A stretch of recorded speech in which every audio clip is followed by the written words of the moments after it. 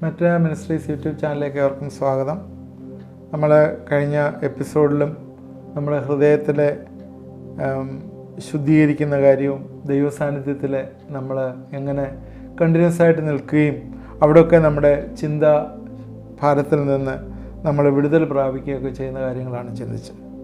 അന്ന് ഞാൻ പറഞ്ഞു, നമ്മൾ അടുത്ത എപ്പിസോഡിൽ ജീവിതത്തിൽ ജയം പ്രാപിക്കുന്ന കാര്യത്തെക്കുറിച്ചാണ് ചിന്തിക്കുന്നത്. ഇനി അടുത്ത 2 എപ്പിസോഡുകൾ ജീവിതത്തിൽ എങ്ങനെയാണ് നമ്മൾ ജയം പ്രാപിക്കുന്നത്. ഇത് ബൈബിളിൽ നിന്നുള്ള വാക്യങ്ങളാണ് കൂടുതലും പറയുന്നത്.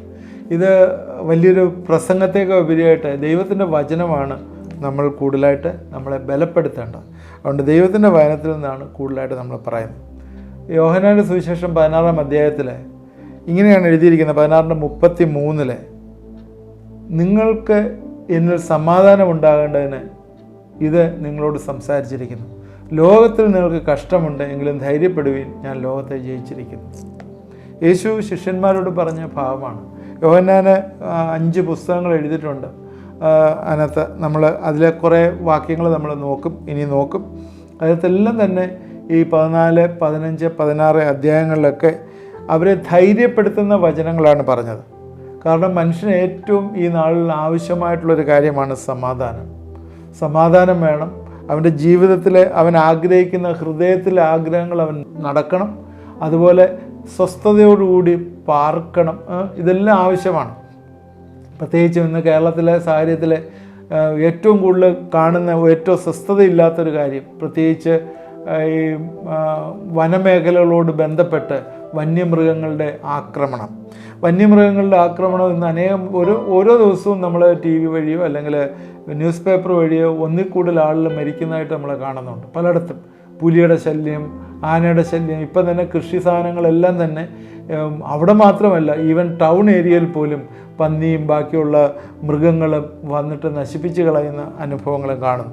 ഒരു രീതിയിൽ പറഞ്ഞാലും നമുക്ക് കൃഷിക്കാരായാലും അവർക്കൊരു സമാധാനമില്ല, വീട്ടിൽ സ്വസ്ഥമായിട്ട് കിടന്ന് ഉറങ്ങാൻ പറ്റുന്നില്ല. അതുപോലെ തന്നെ ഹൃദയകാഠിന്യം, ഹൃദയത്തിലുള്ള പ്രയാസങ്ങൾ, തലമുറകളുടെ അവർക്ക് ജോലി കിട്ടുന്നില്ല. ഇങ്ങനെയൊക്കെയുള്ള പല കുരുക്കുകൾ കൂടി, കടഭാരം, വേറെ വീട് വെക്കാനായിട്ട് ലോൺ എടുത്ത് അതിന് ഇൻസ്റ്റാൾമെൻറ്റ് അടയ്ക്കാൻ പറ്റുന്നില്ല, അല്ലെങ്കിൽ വണ്ടി വാങ്ങാനായിട്ട് ലോൺ എടുത്തു അത് പ്രോപ്പറായിട്ട് മാനേജ് ചെയ്യാനായിട്ട് പറ്റുന്നില്ല. വീട്ടിലെ രോഗങ്ങൾ വന്നു കയറുകയാണ്. ഈ രോഗങ്ങളിൽ നിന്ന് വിടുതൽ പ്രാപിക്കാൻ പറ്റുന്നില്ല. അതിന് പൈസ ഒരുപാട് ഹോസ്പിറ്റലുകാർക്ക് കൊടുക്കുകയാണ്. എങ്ങനെയാണ് എൻ്റെ ജീവിതത്തിൽ ജയം പ്രാപിക്കുന്നത് എന്നൊക്കെയുള്ള ചോദ്യം, ചിന്തകൾ ഇന്ന് അനേകം ആളുകളെ ഇത് ഭരിച്ചുകൊണ്ടിരിക്കുന്ന ഒരു കാര്യമാണ്. യേശു പറഞ്ഞ പ്രിൻസിപ്പിൾ നമ്മൾ പറയുമ്പോൾ, ദൈവവചനത്തിലുള്ള പ്രിൻസിപ്പിൾ പറയുമ്പോൾ, ഇതൊക്കെ ബ്രദറെ നിങ്ങൾക്ക് പറയാം, എന്നാൽ പ്രായോഗികമായിട്ട് ഞങ്ങളല്ലേ ബുദ്ധിമുട്ടുന്നത്, ഞങ്ങളല്ലേ പട്ടിണി കിടക്കുന്നത്, ഞങ്ങളല്ലേ സാമ്പത്തികമായിട്ടുള്ള ഞെരുക്കത്തിലിരിക്കുന്നതെന്നൊക്കെ നിങ്ങൾ പറയും. എന്നാൽ വിശ്വസിക്കുക, എന്നാൽ ദൈവത്തിൻ്റെ മഹത്വം നീ കാണും എന്നുള്ളത് എനിക്ക് ഇതിനകത്ത് പറയാനായിട്ടുള്ളത്. ദൈവം ഒരു കാര്യം പറഞ്ഞിട്ടുണ്ടെങ്കിൽ അത് നടക്കുക തന്നെ ചെയ്യും. അതിന് യാതൊരു വ്യത്യാസവുമില്ല. ദൈവത്തിൻ്റെ വചനം സ്ഥിരമായിട്ടുള്ളതാണ്. അത് സ്വർഗത്തിൽ സ്ഥിരമാക്കിയിരിക്കുന്നതാണ്. ഈ ലോകത്തിൽ മാത്രമല്ല, സ്വർഗത്തിൽ സ്ഥിരമാക്കിയിരിക്കുന്നതാണ്. ദൈവത്തിൻ്റെ വചനത്തിൽ എന്ത് പറഞ്ഞോ അത് വള്ളിക്കോ പുള്ളിക്കോ വ്യത്യാസമില്ലാതെ അത് നടക്കുമെന്ന് ദൈവം പറഞ്ഞിട്ടുണ്ട്. അത് നടക്കുക തന്നെ ചെയ്യും. ഇതുവരെയും നടന്നിട്ടുണ്ട്. ചിലപ്പോൾ അത് നടക്കുന്നത് നിൻ്റെ കാലഘട്ടത്തിലല്ലായിരിക്കാം, നിൻ്റെ അടുത്ത തലമുറയുടെ കാലഘട്ടത്തിലായിരിക്കാം എന്ന് മാത്രമേ ഉള്ളൂ വ്യത്യാസം. അതുകൊണ്ട് ദൈവം അത് നടത്തുക തന്നെ ചെയ്യും. യോഹന്നാന്റെ സുവിശേഷത്തിൽ യേശുക്രിസ്തു ശിഷ്യന്മാരോട് പറയുന്നതാണ്, ലോകത്തിൽ നിങ്ങൾക്ക് കഷ്ടമുണ്ട്. That is true. കഷ്ടമുണ്ട് എന്നുള്ളത് ഉറപ്പാണ്. കഷ്ടമില്ലാത്ത ആരാ ഉള്ളത്? എല്ലാവർക്കും കഷ്ടമുണ്ട്. കാരണം നമ്മുടെ ഈ ശരീരത്തിൽ നമുക്ക് ഈ മാംസമുണ്ട്, രക്തം നമ്മുടെ ശരീരത്തിൽ കൂടി ഓടുന്നുണ്ടെങ്കിൽ ഈ ലോകത്തിൽ ഈ ഡീക്കേ ചെയ്യുന്ന ഈ ശരീരത്തിൽ എപ്പോഴും വ്യഥകളുണ്ട്, പ്രയാസങ്ങളുണ്ട്. അത് പല മാനസികമായിട്ടുള്ള പിരിമുറുക്കത്തിൽ കൂടി കടന്നു പോകുമ്പോൾ കഷ്ടങ്ങൾ വരും. ഇതെല്ലാം ഉള്ളതാണ്. എന്നാൽ യേശു പറഞ്ഞിരിക്കുന്നത് എന്താണെന്നറിയാമോ? നിങ്ങൾ ഇതൊന്നും കണ്ടിട്ട് പേടിച്ചു തൂങ്ങി ഇരിക്കരുത്. നിങ്ങൾ ധൈര്യപ്പെടുക, ഞാൻ ലോകത്തെ ജയിച്ചിരിക്കുകയാണ്. ലോകത്തെ ജയിച്ചു എന്ന് പറയുമ്പോൾ ആ ലോകത്തെ ഞാൻ ലോകത്തെ ജയിച്ച പോലെ നിങ്ങളും ലോകത്തെ ജയിക്കണം. അതാണ് യേശു ഉദ്ദേശിക്കുന്നത്. അതുകൊണ്ട് ഞാൻ നിങ്ങളോട് സംസാരിച്ച വചനം നിങ്ങൾ ഒരിക്കലും ഇടറിപ്പോകരുതെന്ന് പറയുന്നുണ്ട്. 16:1 നിങ്ങളുടെ ഹൃദയം കലങ്ങിപ്പോകരുതെന്ന് പറയുന്നുണ്ട്. കുറഞ്ഞു വന്ന് കഴിഞ്ഞ് നിങ്ങളെന്നെ കാണും, പിന്നെ കാണുകയില്ല, പിന്നെ സമാധാനത്തിൻ്റെ ദൈവം നിങ്ങളോട് വസിക്കും. അസമാധാനത്തിൻ്റെ ദൈവം എന്ന് പറഞ്ഞാൽ ആരാ? പരിശുദ്ധാത്മാവ്. ഞാൻ പോയി കഴിഞ്ഞാൽ കാര്യസ്ഥൻ നിങ്ങളുടെ ഒരിക്കൽ വരും, കാര്യസ്ഥൻ നിങ്ങളുടെ ഉണ്ട്, അതുകൊണ്ട് നിങ്ങൾ ഒരിക്കലും ഇടറിപ്പോകരുത് എന്ന് പറഞ്ഞു. നിങ്ങൾക്ക് സമാധാനം ഉണ്ടാകേണ്ടത് എഴുതിയിരിക്കുന്നു എന്നെല്ലാം പറഞ്ഞു. യേശുവിൻ്റെ ശിഷ്യന്മാരെല്ലാം ഒരു രീതിയിൽ അല്ലെങ്കിൽ വേറെ രീതിയിൽ കൊല്ലപ്പെടുകയാണ് ചെയ്തത്. അവരൊന്നും തന്നെ 70-80 വയസ്സൊന്നും ജീവിച്ചില്ല. ആകെ ജീവിച്ചത് യോഹന്നാൻ മാത്രമേ ഉള്ളൂ, ദീർഘായുസ്സുണ്ടായിരുന്നു. അതിന് നിങ്ങൾ ചോദിക്കുക അവർക്ക് എന്തായിരുന്നു സമാധാനം വന്നത്?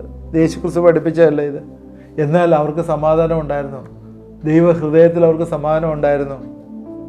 പൗലോസ് കാരാഗ്രഹത്തിൽ കിടന്നിട്ട് പാട്ടുപാടിയത് എങ്ങനെയാണ്? ദൈവത്തെ സ്തുതിച്ചത് എങ്ങനെയാണ്?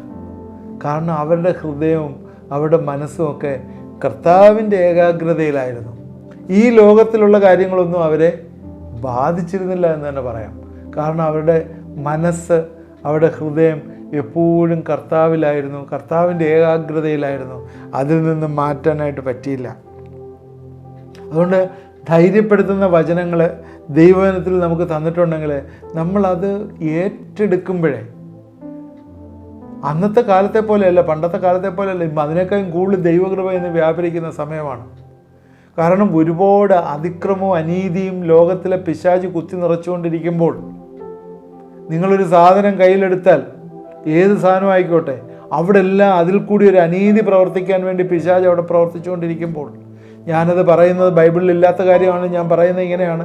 നമ്മളെയൊക്കെ കർത്താവ് സ്വർഗത്തിലേക്ക്, അവൻ്റെ രണ്ടാം വരവെങ്കിൽ രഹസ്യ പ്രത്യക്ഷതയിൽ നമ്മളെയൊക്കെ സ്വർഗത്തിലേക്ക്, ഉയരത്തിലേക്ക് എടുക്കാനായിട്ട് ആ മധ്യാകാശത്തിലുള്ള സ്ഥലമല്ലേ, അതെല്ലാം ക്ലീൻ ചെയ്തുകൊണ്ടിരിക്കുക. അവിടെയുള്ള എല്ലാം അടിച്ച് ഭൂമിയിലോട്ട് ചാടിച്ചുകൊണ്ടിരിക്കുക. അതുകൊണ്ട് പിശാച്, അത് ബൈബിളിലൊന്നും എഴുതിയിട്ടുള്ള കാര്യമല്ല, എന്നാലും ഞാൻ പറയുകയാണ്, പിശാചിൻ്റെ പ്രവർത്തനം അതനുസരിച്ച് ഇന്ന് കൂടിക്കൊണ്ടിരിക്കുന്ന ഒരു സാഹചര്യത്തിൽ എങ്ങനെ നമുക്ക് സമാധാനം വരും? എങ്ങനെ നമുക്ക് ആരോഗ്യത്തോടെ ഇരിക്കാനായിട്ട് പറ്റും? ഇന്ന് സമാധാനമാണ് മനുഷ്യന് ഏറ്റവും ആവശ്യം. അതിൻ്റെ പുറകെ ഓടുകയാണ്. സമാധാനം പറയുമ്പോൾ തന്നെ മിസൈലുകൾ വിട്ടുകൊണ്ടിരിക്കുന്ന രാഷ്ട്രങ്ങൾ. ഇതെല്ലാം എന്താണ് കാണിക്കുന്നത്? നമുക്കിതെല്ലാം കാണുമ്പോൾ അറിയാം ദൈവത്തിൻ്റെ, കർത്താവിൻ്റെ വരവാസന്നമായി, ഇത് അന്ത്യകാലമാണെന്ന് നമുക്കറിയാം. അതുകൊണ്ട് യേശുവിലെ വിശ്വസിക്കുകയും അവൻ്റെ വചനം നമ്മുടെ ഹൃദയത്തിൽ വസിക്കുകയും ചെയ്യുമ്പോൾ ദൈവത്തിൽ നമുക്ക് സമാധാനം വരും. ആ സമാധാനം ഇല്ലാത്തവർക്കാണ് ഹൃദയത്തിൽ ഭാരമുള്ളത്. സാമ്പത്തിക വിഷയങ്ങൾ, കുഞ്ഞുങ്ങളുടെ വിഷയങ്ങൾ, ഇതെല്ലാം നമുക്ക് പ്രയാസമാണ്. എന്നാൽ ദൈവം അതിലെല്ലാം നമുക്ക് സമാധാനം തരും. ബൈബിളിലെ പല ഭാഗങ്ങളുണ്ട്. സങ്കീർത്തനത്തിലെ ദേശത്തിന് സമാധാനം വേണമെന്ന് പറയുന്നു. മത്തായി 10-ാം അധ്യായത്തിലെ വീടിന് സമാധാനം എന്ന് പറയുന്നു. അപ്പോസ്തല പ്രവൃത്തി 9 സഭയ്ക്ക് സമാധാനം പറയുന്നുണ്ട്. യെശയ്യാപ്രവചനം 54 മക്കൾക്ക് സമാധാനം പറയുന്നുണ്ട്. ഇതെല്ലാം പറയുന്നുണ്ട്. എന്നാൽ യേശു പറയുന്നത്, എൻ്റെ സമാധാനം ഞാൻ നിങ്ങൾക്ക് തരുന്നു. ക്രിസ്തുവിൻ്റെ സമാധാനമാണ് നമ്മുടെ ഹൃദയങ്ങളിൽ വാഴേണ്ടത്.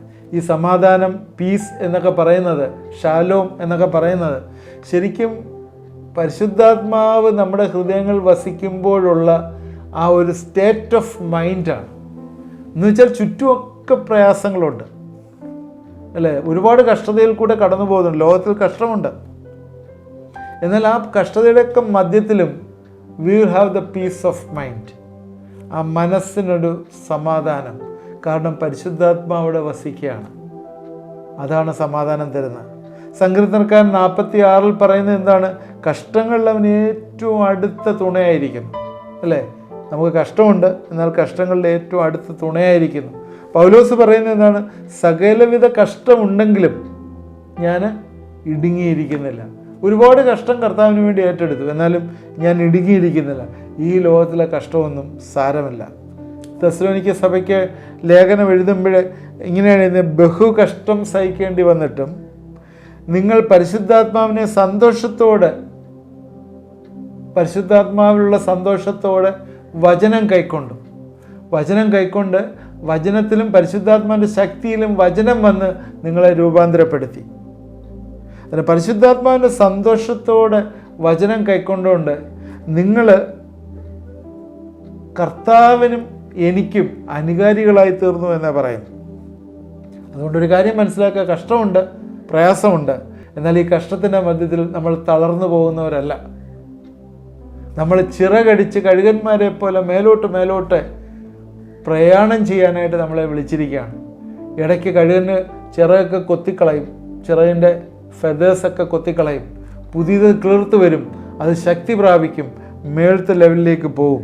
യേശു ലോകത്തെ ജയിച്ചെങ്കിൽ അതേ ശക്തി നിങ്ങളിലും എന്നിലും വസിക്കുകയാണ്. അതുകൊണ്ട് നമ്മൾ ലോകത്തെ ജയിച്ചേ പറ്റുള്ളൂ. ലോകത്തെ ജയിക്കാനായിട്ടാണ് നമ്മളെ ഇവിടെ വെച്ചിരിക്കുന്നത്. അത് നമ്മളൊരിക്കലും മറന്നു പോരുത്. ഒരു വാക്യം ഞാൻ വായിച്ചിരിക്കാം. 1 യോഹന്നാൻ 5:4-5 വാക്യം. നിങ്ങൾക്ക് ജയം വേണമെങ്കിൽ ഈ വാക്യം കാണാതെ പഠിച്ചു വെക്കണം. 1 യോഹന്നാൻ 5:4-5 വാക്യം. സിമ്പിളായിട്ടുള്ള വാക്യമാണ്. ദൈവത്തിൽ നിന്ന് ജനിച്ചൊക്കെയും ലോകത്തെ ജയിക്കുന്നു. ലോകത്തെ ജയിച്ച ജയമോ നമ്മുടെ വിശ്വാസം തന്നെ. യേശു ദൈവത്തിൽ നിന്ന് വിശ്വസിക്കുന്നതല്ലാതെ ആരാകുന്നു ലോകത്തെ ജയിച്ചു? ഒന്നുകൂടെ ഞാനത് വായിക്കാം. ദൈവത്തിൽ നിന്ന് ജനിച്ചതൊക്കെയും ലോകത്തെ ജയിക്കുന്നു. ലോകത്തെ ജയിച്ച ജയമോ നമ്മുടെ വിശ്വാസം തന്നെ. യേശു ദൈവത്തിൽ നിന്ന് വിശ്വസിക്കുന്നതല്ലാതെ ആരാകുന്നു ലോകത്തെ ജയിക്കുന്നത്? നമുക്കറിയാം, ദൈവം ആത്മാവാണ്. ദൈവത്തിന് ഈ ലോകവുമായിട്ട് ഇൻട്രാക്ഷൻസ് ഉണ്ട്. എങ്കിലും ഈ ലോകത്തെ സംബന്ധിച്ചിടത്തോളം ഈ ലോകം നശ്വരമാണ്, നശിച്ചുപോകും. ഇത് പുതിയൊരു നമ്മൾ മുഴുവൻ പുതിയൊരു ആകാശത്തിനും പുതിയ ഭൂമിക്കും വേണ്ടി വെയിറ്റ് ചെയ്യുകയാണ്. അതുകൊണ്ട് ഈ ലോകത്തിൽ നമ്മൾ വലിയ കാര്യങ്ങൾ ഉണ്ടാക്കി വെക്കാനായിട്ടല്ല ദൈവം ആഗ്രഹിക്കുന്നത്. ദൈവം ആഗ്രഹിക്കുന്നതെന്ന് പറഞ്ഞാൽ എൻ്റെ സമശിഷ്ടങ്ങളായിട്ടുള്ള, എന്ന് വെച്ചാൽ എൻ്റെ കൂടപ്പിറപ്പുകളെന്നോ അല്ലെങ്കിൽ എൻ്റെ അയൽക്കാരെന്നോ എൻ്റെ നെയ്ബറെന്നോ എൻ്റെ സഹപാഠികളെന്നോ ഒക്കെ പറഞ്ഞോ, നിങ്ങളുടെ കമ്മ്യൂണിറ്റിയിലുള്ളവരൊക്കെ ലോകത്തെ ജയിക്കണം എന്നാണ് ആഗ്രഹിക്കുന്നത്. അതിനൊറ്റ മാർഗമേ ഉള്ളൂ, ദൈവത്തിൽ നിന്ന് ജനിക്കണം. ദൈവത്തിൽ നിന്ന് ജനിക്കുന്നത് എങ്ങനെയാണ്? യേശു ദൈവത്തിൽ നിന്ന് വിശ്വസിക്കണം. നമ്മുടെ വിശ്വാസം കൊണ്ടാണ് നമ്മൾ ദൈവത്തിൽ നിന്ന് ജനിക്കുന്നത്. അതെന്താണ് വിശ്വസിക്കുന്നത്? യേശു ദൈവത്തിനാണെന്ന് വിശ്വസിക്കണം. യേശു ദൈവത്തിനെന്ന് പറഞ്ഞാൽ എന്താണ് ഉദ്ദേശിക്കുന്നത്? യേശു നമ്മുടെ പാപങ്ങളെ കഴുകി നമ്മളെ വീണ്ടെടുത്ത് അവൻ്റെ മക്കളാക്കി ദൈവത്തിലേക്കുള്ള പ്രവേശനം, ദൈവവും മനുഷ്യനും തമ്മിലുള്ള മധ്യസ്ഥനായിട്ട് ഒരേ ഒരുവൻ അവൻ യേശുവാണ്. യേശുവാണ് ദൈവത്തിൻ്റെ മഹത്വം നമ്മളിലേക്ക് വിളങ്ങുവാനായിട്ട് ഈ ലോകത്തിൽ വന്നത്. ഇത് നമ്മൾ ഓർക്കുകയും അത് നമ്മൾ പ്രാപിക്കുകയും ചെയ്യാനായിട്ട് നമ്മളെക്കുറിച്ച് ആഗ്രഹിക്കുന്നു. നമ്മുടെ വിശ്വാസം ഇതാണ് നമ്മളെ ജയിപ്പിക്കുന്നത്. നമ്മുടെ വിശ്വാസം എങ്ങനെയാണ്? ഈ ലോകത്തെ ജയിക്കാൻ പറ്റുന്ന വിശ്വാസമാണ്. യേശു ഈ ലോകത്തെ ജയിച്ചു. എങ്ങനെയാണ് ജയിച്ചത്? യേശുവിൻ്റെ പർപ്പസ് ഈ ലോകത്തിൽ വന്ന് ഈ ലോകത്തെ വീണ്ടെടുക്കുന്ന പർപ്പസാണ്. അത് പിശാച് പല സമയങ്ങളിൽ അതിൽ നിന്ന് യേശുവിനെ വിഡ്രോ ചെയ്യാനായിട്ട് പല സമയങ്ങൾ ശ്രമിച്ചു. എന്നിട്ടും ഒന്നും നടന്നില്ല. അവസാനം യേശു തിരുവെഴുത്തിൽ പറഞ്ഞ പോലെ മരിച്ച് അടക്കപ്പെട്ടിട്ടും പാതാളത്തിന് അവനെ പിടിച്ചു വെക്കാൻ പറ്റിയില്ല. അവൻ അവിടുന്ന് ഉയർത്തെഴുന്നേറ്റു. അവൻ ദൈവമായിരുന്നു. അവൻ ഉയർത്തെഴുന്നേറ്റ് അത് അവൻ്റെ ആ മിഷൻ അവിടെ അക്കംപ്ലിഷ് ചെയ്യുകയാണ്. അതുകൊണ്ട് അതിലുള്ള വിശ്വാസമാണ് യേശു ലോകത്തെ ജയിച്ചെങ്കിൽ ഞാനും ജയിക്കും എന്നുള്ളത്. ഇതാണ് ഇന്ന് ആവശ്യമായിട്ടുള്ളത്. എൻ്റെ ജയത്തിന് ആവശ്യം പ്രധാനമായിട്ട് ഒന്ന് വിശ്വാസമാണ്. വിശ്വാസത്താൽ നമ്മൾ ജയിക്കും. ഈ വിശ്വാസമാണ് നമ്മൾ പറയേണ്ടത്. അവനെ ഹൃദയം കൊണ്ട് വിശ്വസിക്കുകയും വായു കൊണ്ട് ഏറ്റുപറയുകയും ചെയ്യുന്ന അനുഭവം. ഇവിടെയാണ് നമ്മുടെ വിശ്വാസം. അവിടെയാണ് നമ്മൾ രക്ഷ പ്രാപിക്കുന്നത്. ആ രക്ഷ പ്രാപിക്കുമ്പോഴേ, ആ രക്ഷയോടുകൂടി ആ പാക്കേജിനോട് സകലതുമുണ്ട്. മുമ്പേ അവൻ്റെ രാജ്യവും നീതിയും അന്വേഷിക്കുക. ദൈവത്തിൻ്റെ രാജ്യം, ദൈവത്തിൻ്റെ നീതി, ആ രക്ഷയുടെ പാക്കേജിനകത്ത് അതിൻ്റെ പുറേ എല്ലാ ആഡ് ഓൺസും നമുക്കുണ്ട്. അവിടെ ദൈവം നമ്മുടെ ഉള്ളിൽ വസിക്കുമ്പോൾ ദൈവത്തിൻ്റെ വചനത്തോടുള്ള താല്പര്യം, ദൈവം ആത്മാവാണ്, ആരാധിക്കാനുള്ള താല്പര്യം, നമ്മുടെ ബാക്കിയുള്ള എക്സ്റ്റേണലായിട്ടുള്ള കാര്യങ്ങളിലെല്ലാം ദൈവം പറഞ്ഞിരിക്കുന്ന പ്രോമിസ്, ദൈവത്തിൻ്റെ വചനത്തിൽ നിന്നുള്ള പ്രോമിസ്, അത് വർക്ക് ചെയ്യുകയാണ്.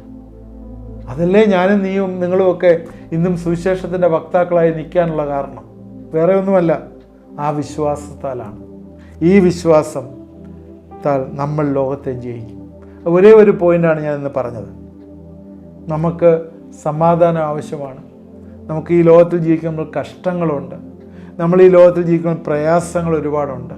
എന്നാൽ യേശു ഈ ലോകത്തിൽ ജീവിച്ച് അതിൽ നിന്നെല്ലാം വിജയം പ്രാപിച്ചതുപോലെ നമ്മളും വിജയം പ്രാപിക്കണം. അതിനൊരേ ഒരു മാർഗമാണ് യേശു നമ്മളോട് പറഞ്ഞത്. ദൈവത്തിൽ നിന്ന് ജനിക്കുക, ദൈവത്തിൽ നിന്ന് ജനിച്ചവനൊക്കെ ലോകത്തെ ജയിക്കുന്നു. യേശു ദൈവപുത്രൻ എന്ന് വിശ്വസിക്കുന്നവനാണ് ലോകത്തെ ജയിക്കുന്നത്. അതുകൊണ്ടാണ് നീ വീണ്ടും ജനിക്കണം എന്ന് യേശു പറഞ്ഞത്. നീ വെള്ളത്താലും ആത്മാവിനാലും വീണ്ടും ജനിക്കുക. അതോടെ ദൈവരാജ്യത്തിലേക്കുള്ള പ്രവേശനം വരും. ദൈവം നിൻ്റെ ഉള്ളിൽ വസിക്കും. അപ്പോൾ നീ ഈ കഷ്ടതയിൽ നിനക്ക് വിജയം വരാനായിട്ടുള്ള ആദ്യത്തെ പടി വന്നു കഴിഞ്ഞു. യേശുവിൻ്റെ ശിഷ്യന്മാരെല്ലാം ഒരുപാട് കഷ്ടതയിൽ കൂടെ കടന്നുപോയി. പൗലോസ് പറഞ്ഞില്ലേ, ഞാൻ വീണിട്ടും ഞാൻ ഇടുങ്ങിയിരുന്നില്ല എന്ന് പറഞ്ഞില്ലേ. കഷ്ടങ്ങൾ സാരമില്ല, കണ്ണുനീർ സാരമില്ല, ഉയരത്തിലുള്ള ആ വലിയ മഹത്വം കാണുമ്പോൾ ഇതൊന്നും സാരമില്ല. അതുകൊണ്ട് എൻ്റെ പ്രിയപ്പെട്ടവരെ, ഞാനിത് തീർന്നില്ല, ഇതും കണ്ടിന്യൂസ് ആയിട്ട് പറയാനായിട്ട് ഒരേ ഒരു കാര്യം പറഞ്ഞ്, ഈ വിശ്വാസത്താൽ നമ്മൾ ലോകത്തെ ജയിക്കും. ഇനിയും നമ്മൾ ലോകത്തെ ജയിക്കാനായിട്ട് 1-2 സ്റ്റെപ്പ് കൂടെ ആവശ്യമുണ്ട്. നമ്മുടെ പ്രസൻറ്റ് ഡേ ലിവിങ്ങിൽ നമ്മൾ എങ്ങനെ ജീവിക്കാം, എങ്ങനെയാണെന്നുള്ളത് അടുത്ത എപ്പിസോഡിൽ നമുക്ക് ചിന്തിക്കാം. ഇത് കണ്ടുകൊണ്ടിരുന്നവരെ ദൈവം അനുഗ്രഹിക്കട്ടെ. തുടർമാനമായി ഇത് വാച്ച് ചെയ്യാം, പ്രാർത്ഥിക്കാം. ദൈവമായ കർത്താവേ, നിൻ്റെ കരങ്ങളിലേക്ക് ഞങ്ങളെ സമർപ്പിക്കുന്നു.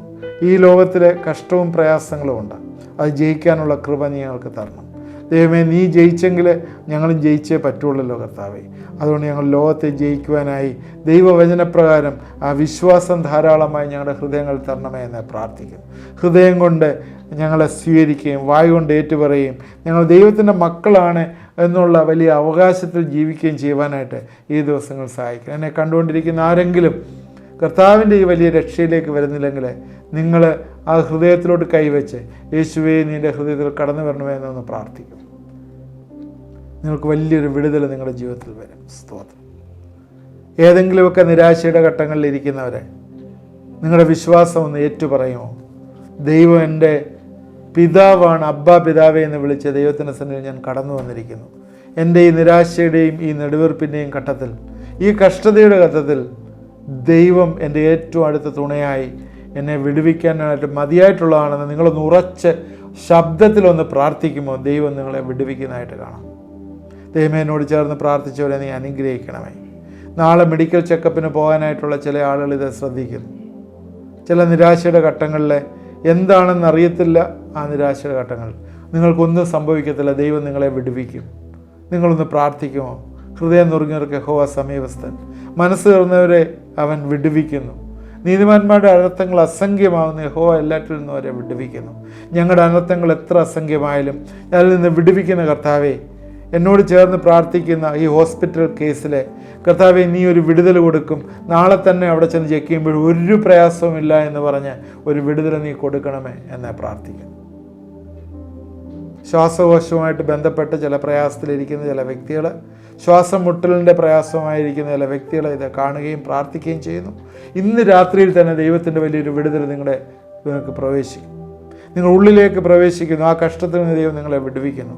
എന്നോട് ചേർന്ന് പ്രാർത്ഥിക്കുന്നു. ദൈവമേ, പിതാവിൻ്റെയും പുത്രൻ്റെയും പരിശുദ്ധാത്മാവിൻ്റെയും നാമത്തിൽ ആ പ്രാർത്ഥിക്കുന്ന വ്യക്തിക്ക് വേണ്ടതായിട്ടുള്ള വിടുതൽ കൊടുക്കണമേ, സഹായിക്കണമേ എന്ന് പ്രാർത്ഥിക്കുന്നു. ഏതൊക്കെ രീതിയിലുള്ള സിറ്റുവേഷനായാലും ദൈവം നിങ്ങളെ വിടുവിക്കാൻ മതിയായിട്ടുള്ള ദൈവമേ, പ്രാർത്ഥന കേട്ടോർത്ത് സ്തോത്രം, അനുഗ്രഹിക്കാൻ സ്തോത്രം. യേശു ക്രിസ്തുവിൻ്റെ നാമത്തിൽ പ്രാർത്ഥിക്കുന്നു, കേൾക്കുമാറാണമേ. ആമേൻ. ഇത് കണ്ടുകൊണ്ടിരുന്ന എല്ലാവരും ദൈവം അനുഗ്രഹിക്കട്ടെ. തുടർമാനമായിട്ട് ഇത് വാച്ച് ചെയ്യുക. ദൈവം നമ്മുടെ പ്രാർത്ഥനകളെ കേൾക്കുകയും ഉത്തരം തരികയും ചെയ്യും. നമ്മുടെ പരാജയങ്ങളിലെല്ലാം ദൈവം നമുക്ക് വിജയങ്ങളിലേക്ക് നമ്മളെ നടത്തുന്നതായിട്ട് നമുക്ക് കാണാം. നമ്മുടെ ജീവിതത്തിൽ ജയം പ്രാപിക്കുന്ന അനുഭവത്തിൽ ഈ ദിവസങ്ങൾ ആകാനായിട്ട് ഇടവരട്ടെ. ഇത് നിങ്ങൾക്ക് മറ്റുള്ളവർക്ക് ഷെയർ ചെയ്ത് കൊടുക്കുക. ആദ്യമായിട്ട് കാണുന്നവർ സബ്സ്ക്രൈബ് ചെയ്യുക. നിങ്ങളുടെ പ്രയർ റിക്വസ്റ്റുള്ള വാട്സാപ്പ് നമ്പറിൽ അയച്ചു തന്നാൽ നിങ്ങൾക്ക് വേണ്ടി പ്രാർത്ഥിക്കുന്നതാണ്. ഇത് നമ്മളെല്ലാവരെയും അനുഗ്രഹിക്കട്ടെ.